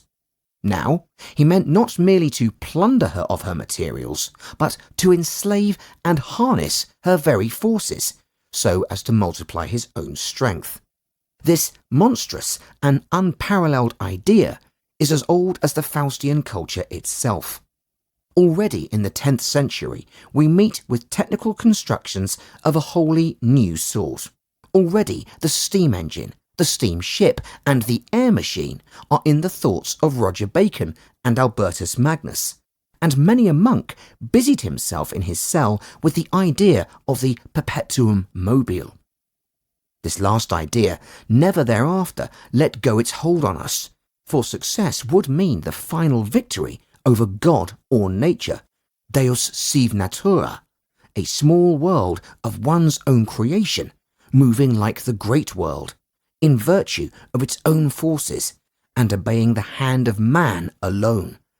To build a world oneself, to be oneself God, that is the Faustian inventor's dream, and from it has sprung all our designing and redesigning of machines to approximate as nearly as possible to the unattainable limit of perpetual motion. The concept of booty of the beast of prey is thought out to its logical end, not this or that bit of the world, as when Prometheus stole fire, but the world itself, complete with its secret of force, is dragged away as spoil to be built into our culture. But he who was not himself possessed by this will to power over all nature would necessarily feel all this as devilish. And in fact, men have always perceived and feared machines as the invention of the devil. With Roger Bacon begins the long line of scientists who suffer as magicians and heretics. But the history of West European technology marches on. Around 1500, a new series of Viking-like conquests begins with Vasco da Gama and Columbus. New realms are created or conquered in the East and West Indies, and a stream of Nordic blood is poured out into America, where of old the Icelandic seamen had set foot in vain. At the same time, the Viking voyages of the intellect continued on a grand scale. Gunpowder and printing were discovered. From Copernicus and Galileo on, technical processes followed one another thick and fast. all with the same object of extracting the inorganic forces from the environment and making them, instead of men and animals, do the work. With the growth of the towns, Technics became bourgeois. The successor of those Gothic monks was the cultural lay inventor, the expert priest of the machine. Finally, with the coming of rationalism, the belief in Technics almost becomes a materialistic religion. Technics is eternal and immortal, like God the Father. It delivers mankind like God the Son, and it illuminates us like God the Holy Ghost. And its worshipper is the progress Philistine of the modern age, which runs from Lemaitre to Lenin. In reality, the passion of the inventor has nothing whatever to do with its consequences. It is his personal motivation in life, his personal joy and sorrow. He wants to enjoy his triumph over difficult problems and the wealth of fame that it brings him for their own sake. Whether his discovery is useful or menacing, creative or distributive, he cares not a jot. Nor indeed is anyone in a position to know this in advance. The effect of a technical achievement of mankind is never foreseen. And incidentally, mankind has never discovered anything whatever. Chemical discoveries like that of synthetic indigo and, what we shall presently witness, that of artificial rubber, upset the living conditions of whole countries. The electrical transmission of power and the discovery of the possibilities of energy from water have depreciated the old coal areas of Europe and their populations. Have such considerations ever caused an inventor to suppress his discovery? Anyone who imagines this knows little of the beast of prey nature of man. All great discoveries and inventions spring from the delight of strong men in victory. They are expressions of personality and not of the utilitarian thinking of the masses, who are merely spectators of the event, but must take its consequences, whatever they may be. And these consequences are immense. The small number of born leaders, entrepreneurs and inventors force nature to perform work that is measured in millions and billions of horsepower. And in face of this, the quantum of man's physical powers is so small that it counts for nothing. We understand the secrets of nature as little as ever, but we do know the working hypothesis, not true, but merely appropriate, which enables us to force her to obey the command that man expresses by the lightest touch on a switch or a lever. The pace of discovery grows fantastic, and nevertheless it must be repeated. Human labour is not saved thereby. The number of necessary hands grows with the number of machines, because technical luxury enhances every other type of luxury, and because the artificial life becomes more and more artificial. Since the discovery of the machine, the subtlest of all possible weapons against nature, entrepreneurs and inventors have in principle devoted the number of hands that they needed to its production, the working of the machine being done by inorganic force, steam or gas pressure, electricity, heat liberated from coal, petroleum and water. But this difference has dangerously accentuated the spiritual tension between leaders and led. The two no longer understand each other. The earliest enterprises in the pre-Christian millennia required the intelligent cooperation of all concerned, who had to know and feel what it was all about. There was, therefore, a sort of camaraderie in it, rather like that which we have today in sport. But even by the time of the great constructions of Babylonia and Egypt, this cannot have been the case any longer. The individual labourers comprehended neither the object nor the purpose of the enterprise as a whole, to which they were indifferent and perhaps hostile. Work was a curse, as in the biblical story of the Garden of Eden. And now, since the 18th century, innumerable hands work at things of which the real role in life, even as affecting themselves, is entirely unknown to them, and in the creation of which, therefore, they have inwardly no share. A spiritual barrenness sets in and spreads, a chilling uniformity without height or depth, and bitterness awakes against the life vouchsafed to the gifted ones, the born creators. Men will no longer see nor understand that leaders' work is the harder work, and that their own life depends on its success. They merely sense that this work is making their leaders happy, elating and enriching their soul, and so they hate them. 12. In reality, however, it is out of the power, either of heads or of hands, to alter in any way the destiny of machine technology, for this has developed out of inward spiritual necessities, and is now correspondingly maturing towards its fulfillment and end. Today, we stand on the summit, at the point when the fifth act is beginning. The last decisions are made. The tragedy is closing. Every high culture is a tragedy. The history of mankind as a whole is tragic, but the sacrilege and the catastrophe of the Faustian are greater than all others, greater than anything Aeschylus or Shakespeare ever imagined. The creature is rising up against its creator. As once the microcosm man was battling against nature, so now the microcosm machine is revolting against Nordic man. The lord of the world is becoming the slave of the machine, which is forcing him, forcing us all, whether we are aware of it or not, to follow its course. The victor, fallen, is dragged to death by the raging team. At the beginning of the 20th century, the world on this small planet looks like this. A group of nations of Nordic blood under the leadership of British, Germans, French and Americans is in command of the situation. Their political power depends on their wealth, and their wealth consists in their industrial strength. But this in turn is bound up with the existence of coal. The Germanic peoples in particular are secured by what is almost a monopoly of the known coalfields, and this has led them to a multiplication of their populations that is without parallel in all history.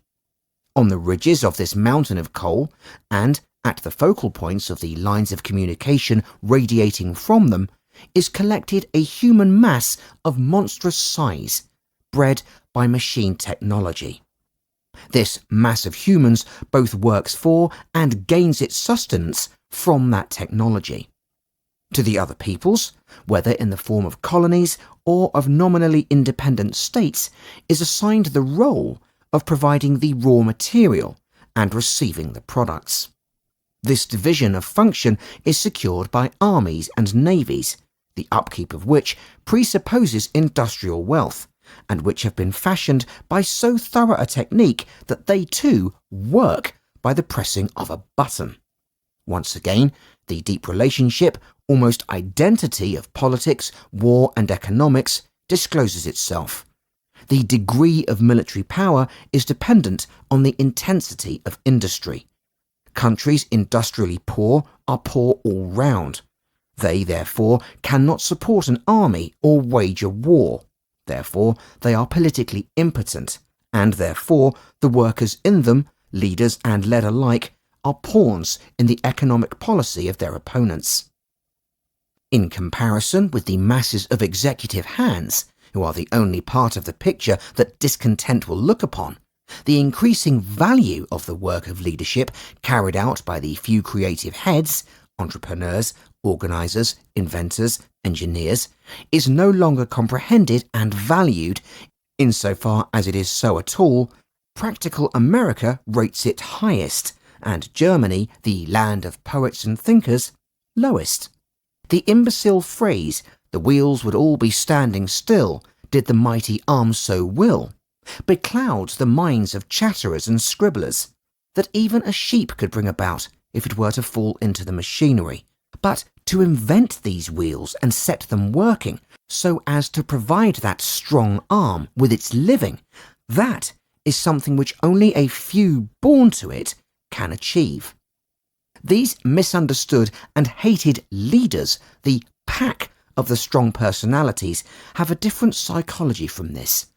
They have not lost the old feeling of triumph of the beast of prey as it holds the quivering victim in its claws, the feeling of Columbus when he saw land on the horizon, the feeling of Moltke at Sedan that afternoon when from the heights of Frenoir he watched the circle of his batteries completing itself down by Illy and sealing the victory. Such moments, such peaks of human experience, the shipbuilder too enjoys when a huge liner slides down the ways, and the inventor when his machine runs for the first time and is found to go splendidly, or when his first Zeppelin leaves the ground. But it is of the tragedy of the time that this unfettered human thought can no longer grasp its own consequences. Technics has become so esoteric as the higher mathematics which it uses, while physical theory has refined its intellectual abstractions from phenomena to such a pitch that, without clearly perceiving the fact, it has reached the pure foundations of human knowing. The mechanization of the world has entered on a phase of highly dangerous overtension. The picture of the earth, with its plants, animals and men, has altered. In a few decades, most of the great forests have gone, to be turned into newsprint, and climatic changes have been thereby set afoot which imperil the land economy of whole populations. Innumerable animal species have been extinguished, or nearly so, like the bison.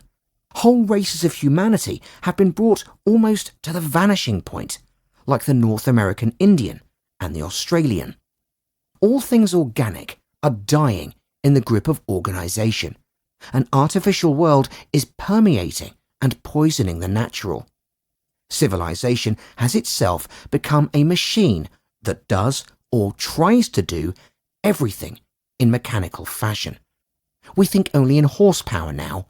We cannot look at a waterfall without mentally turning it into electric power.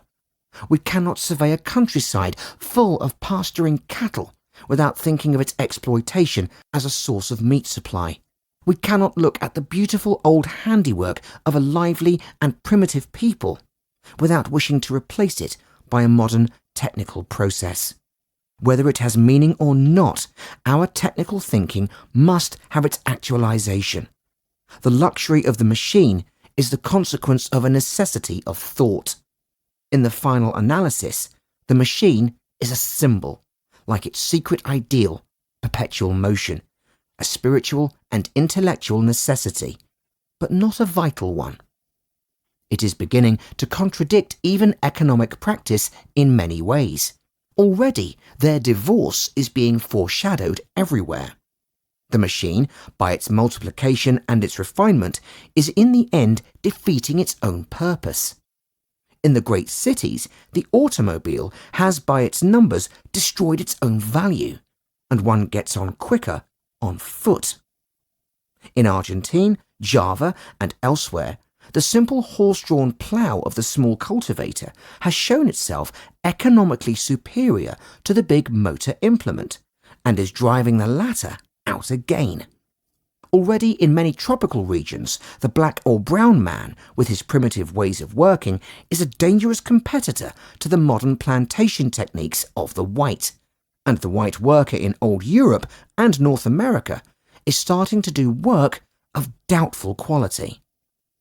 It is, of course, nonsense to talk, as it was fashionable to do in the 19th century, of the imminent exhaustion of the coalfields within a few centuries, and of its consequences.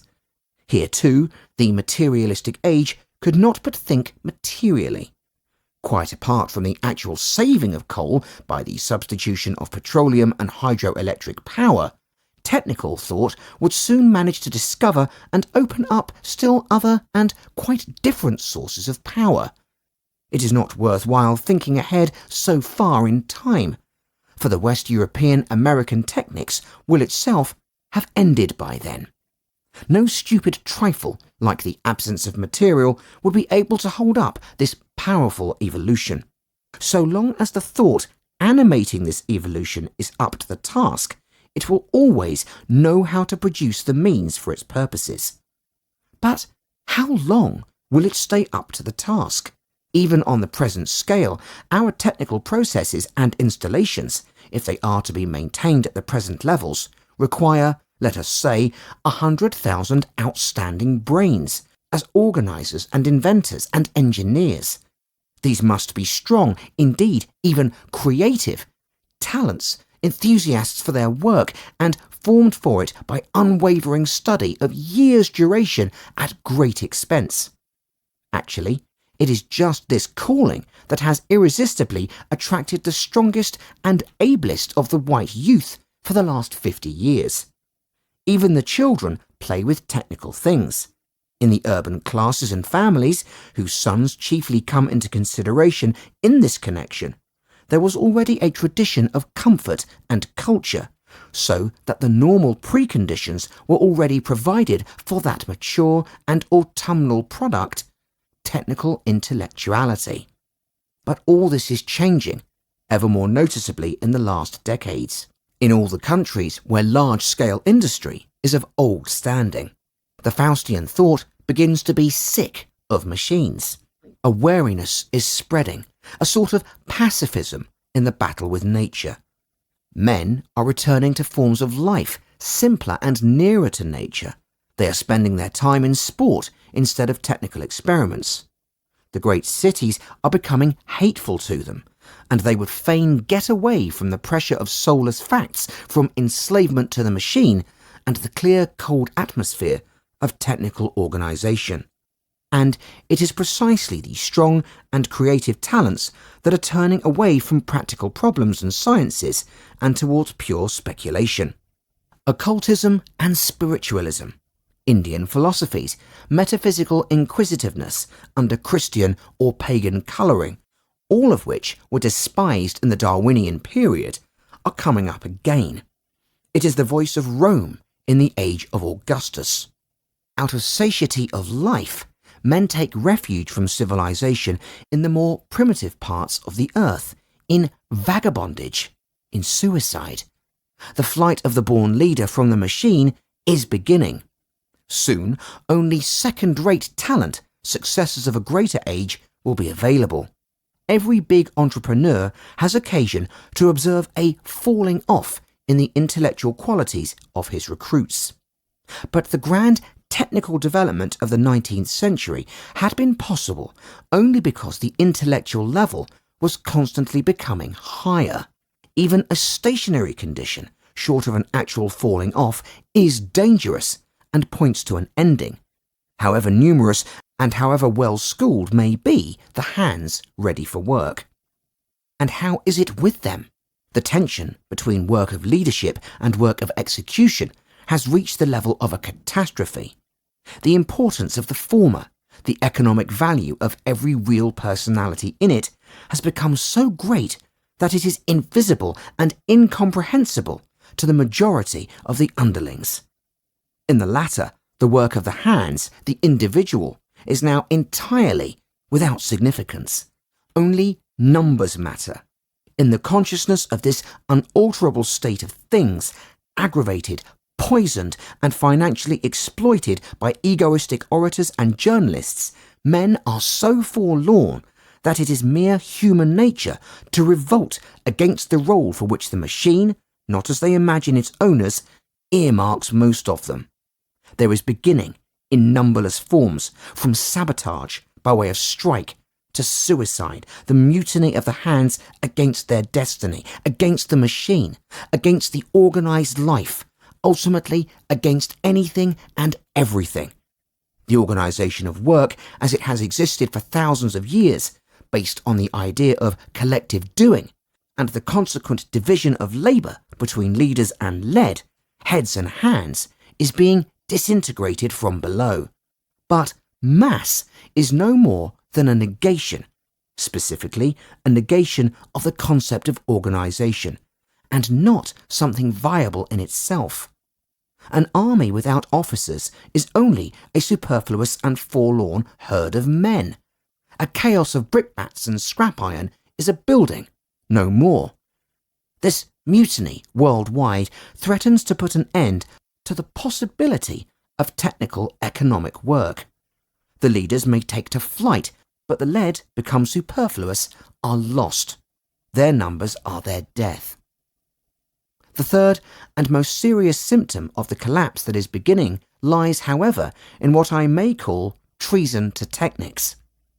What I'm referring to is known to everyone, but it has never been envisaged in its entirety, and consequently its fateful significance has never disclosed itself.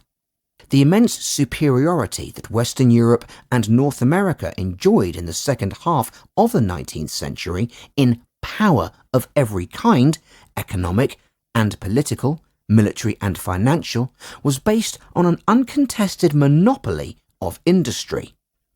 Great industries were only possible in connection with the coalfields of these northern countries. The role of the rest of the world was to absorb the product, and colonial policy was always, for practical purposes, directed to the opening up of new markets and new sources of raw material, not to the development of new areas of production. There was coal elsewhere, of course, but only the white engineers would have known how to get at it. We were in sole possession, not of the material, but of the methods and the trained intellects required for its utilization. It is this that constitutes the basis of the luxurious living of the white worker, whose income, in comparison with that of the coloured workers, is princely. A circumstance that Marxism has turned to dishonest account, to its own ruin. It brings its own revenge today, for from now on, evolution is going to be complicated by the problem of unemployment. The high level of wages of the white worker, which is today a peril to his very life, ultimately rests exclusively upon the monopoly that the leaders of industry have created about him. And then, at the close of last century, the blind will to power began to make its decisive mistakes. Instead of keeping strictly to itself the technical knowledge that constituted their greatest asset, the white peoples complacently offered it to all the world, in every university, verbally and on paper, and were proud of the astonishment of Indians and Japanese. The famous dissemination of industry set in, motivated by the idea of getting bigger profits by bringing production into the marketing area. And so, in place of the export of finished products exclusively, they began an export of secrets, processes, methods, engineers and managers. Even the inventors emigrate, for socialism, which could, if it liked, harness them in its team, expels them instead. And so presently the coloured saw into our secrets, understood them, and used them to the full. Within 30 years, the Japanese became technicians of the first rank, and in their war against Russia, they revealed a technical superiority from which their teachers were able to learn many lessons. Today, more or less everywhere, in the Far East, India, South America, South Africa, industrial regions exist, or coming into existence, which, owing to their low wages, will face us with a deadly competition. The unassailable privileges of the white peoples have been thrown away, squandered, betrayed. The adversaries have caught up with their instructors. Possibly, with the cunning of the coloured races and the overripe intelligence of their ancient civilizations, they have surpassed them. Where there is coal, or oil, or hydroelectric power, there a new weapon can be forged against the heart of the Faustian civilization. Here begins the exploited world's revenge on its masters.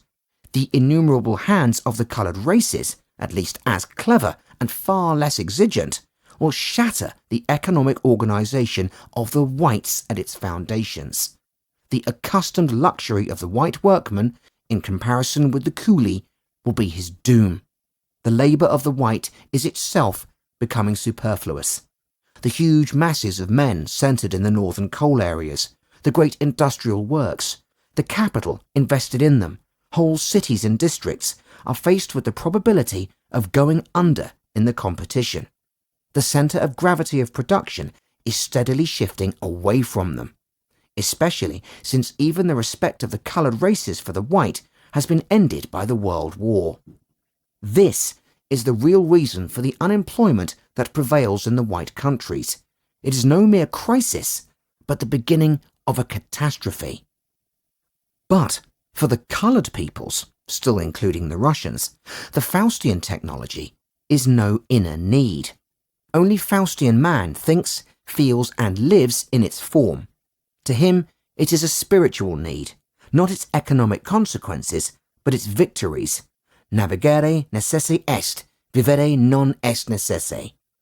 For the coloured, it is only a weapon in their fight against the Faustian civilization, a weapon like a tree branch in the woods that one throws away when it has served its purpose. This machine technology will end with the Faustian civilization, and will one day lie shattered and forgotten. Railways and steamships as good as the old Roman roads and the Chinese wall. Our giant cities with their skyscrapers, just like the old palaces of Memphis and Babylon. The history of this technology is fast approaching its inevitable end. It will be eaten up from within, like all great forms of any culture. When and in what fashion, we know not. Faced with this destiny, there is only one worldview that is worthy of us, the aforementioned one of Achilles. Better a short life full of deeds and glory than a long and empty one. The danger is so great for every individual, every class, every people, that it is pathetic to delude oneself. Time cannot be stopped. There is absolutely no way back, no wise renunciation to be made. Only dreamers believe in ways out. Optimism is cowardice. We are born in this time and must bravely follow the path to the destined end. There is no other way. Our duty is to hold on to the lost position, without hope, without rescue, to hold on like that Roman soldier whose bones were found in front of a door in Pompeii, who died because they forgot to relieve him when Vesuvius erupted. That is greatness. That is to have race. This honourable end is the one thing that cannot be taken from man.